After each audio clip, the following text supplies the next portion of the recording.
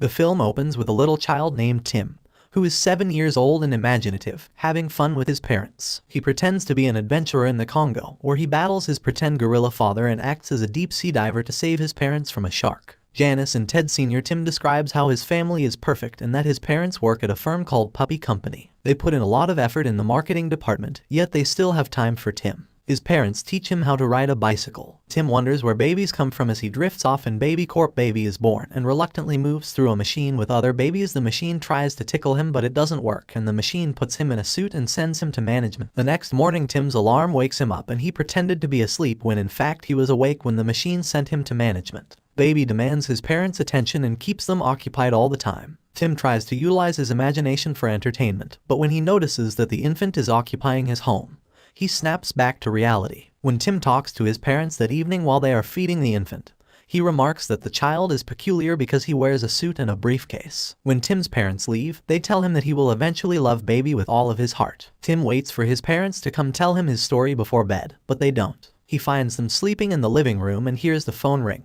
Realizing it's a different phone ringing, he follows the sound and discovers Baby talking on the phone. He then rushes inside. When Baby reveals that he can speak, he calls himself the boss, places his food order, and tells Tim that he is old and that no one wants old toys. He also uses some beats to tell Tim that he takes all of his parents' love, and then he tells him to stay out of his way. Baby then goes to bed and wonders if he can be fired from his family. The following morning, Tim wakes up and eats cereal while conversing with his alarm. He decides to gather evidence to present to his parents, so he purchases a recorder. Tim dresses up and sneaks through the house pretending to be a ninja. As he descends the stairs, he encounters Baby and several other babies. Baby tells Tim that he is meeting with the other babies and that the parents believe they are having a playdate. Baby then addresses the other babies and informs them that puppies receive more love than babies. They then watch a video in which Francis, the CEO of the Puppy Company, announces that they will introduce a new puppy at their convention and if his mission is successful, the enormously large huge fat boss Baby promises to give him a promotion and invites him back to Baby Corporation. Tim is delighted when he learns the information, but large boss Baby, the baby's employer, yells while she moves around. Baby panics because he has no information and says he might be fired. He explains that if he is dismissed, he will change into a normal baby and gives him terrifying scenarios. When they return to the normal world, Baby understands that Big Boss Baby is discussing his goal. Tim shakes hands with the baby and offers to help while they look for information about a puppy company. When their infant reminds Tim that he is grounded, Tim remembers that it is almost time for Take Your Kid to Work Day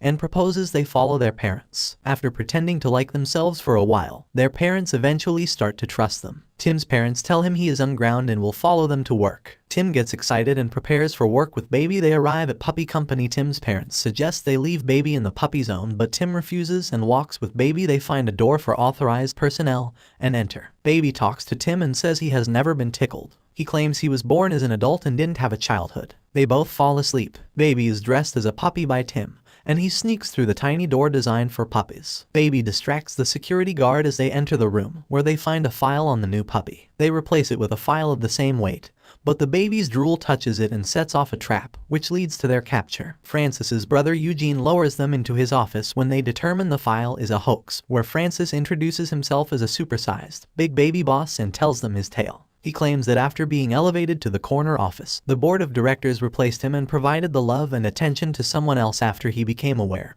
that he was getting older because he was lactose intolerant, and the baby formula had stopped working. Francis claims he will get revenge with his immortal puppy, which never grows old. Tim's bag of the baby's unique formula is taken by Eugene, who claims he will use it to make the puppies who will live forever. Francis informs them that he is traveling to Las Vegas with their parents and advises them not to obstruct him. As the children's parents go with Francis, Eugene, dressed as a babysitter, remains behind to watch the children. Baby panics and starts acting like a typical baby. He tells Tim that he needs the formula to keep from acting like a typical baby. Tim has an idea, so they combine slime and dump it on Eugene while pretending it is vomit using the vacuum. Tim and Baby flee the house and board a bicycle as Eugene pursues them. Baby calls Stacy and begs for assistance. Stacy contacts the other babies, who distract Eugene while Tim and Baby try to flee. The babies eventually become stuck on Eugene's wagon as he continues. Tim panics when the trainers fall off, but Baby calms him by teaching him how to ride and having him pretend that he is a sailor. Tim eventually learns how to ride the bicycle. When Tim and the infant arrive at the airport, the infant starts acting like a regular baby, so Tim carries him. They then hurried to see their parents, but Francis hurried them, and the flight took off. Tim says he wishes the baby had never been born and blames the infant for their predicament as they dispute. Tim is seated on the floor when he hears a call for him to pick up the phone next to him. Tim and the baby make up, and they discuss how to get to Las Vegas. They see several men dressed as Elvis Presley and realize they are traveling there. When the Elvis impersonator enters the bathroom, Tim and the baby steal his clothes. They then board the plane and sneak into the first-class section, where the baby informs him that it is empty because no one can afford it. As they approach Las Vegas, they fight several pirates and defeat them. When they get off the plane, Tim persuades some girls to take him to the convention center by claiming baby is ill. When they get to the convention center, baby acts like a normal baby until Tim spots Eugene and grabs him. He remembers that baby didn't have a childhood and teaches him how to have fun with his imagination. Tim and the infant are seen by Francis and Tim's parents,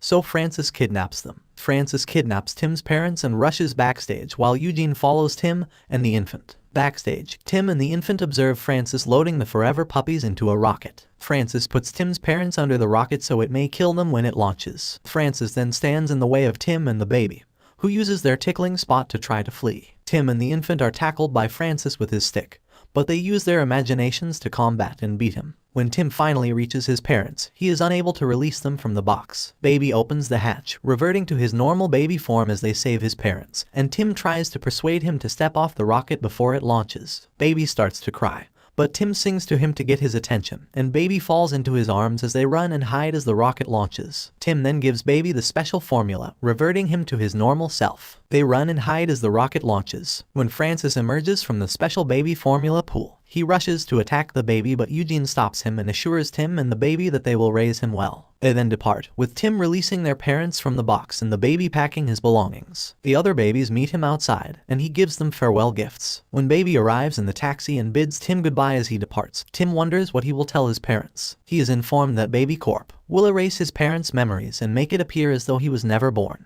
When Tim enters the home, he observes some agents from Baby Corp, removing evidence of baby's existence and wiping his parents' memories. An agent asks him if he wants to forget about baby, but he declines. Tim and baby find they miss one another as time passes after baby arrives at Baby Corp and the babies celebrate his promotion. Tim finds a box full of beads and rejoices, running around the office while removing his clothing. He writes a letter to the baby in which he expresses his desire for him to experience all of his parents' love so that they can be together. When the infant returns, Tim's parents introduce him as Ted. Because his daughter now has a baby sibling, Tim grows up and narrates his tale to her. When Ted arrives, the infant girl stands up while still wearing a suit, showing that she is a member of Baby Corporation. Thank you for watching. Please check out these additional videos and click or tap the bell to subscribe and receive notifications of our newest videos. Until next time. It begins where a planet is being destroyed. One of the broken pieces of the planet was moving very fast towards the ground, and finally falls in front of a church where a girl named Susan is about to get married. Susan, who was standing in front of the church. Due to the fall of that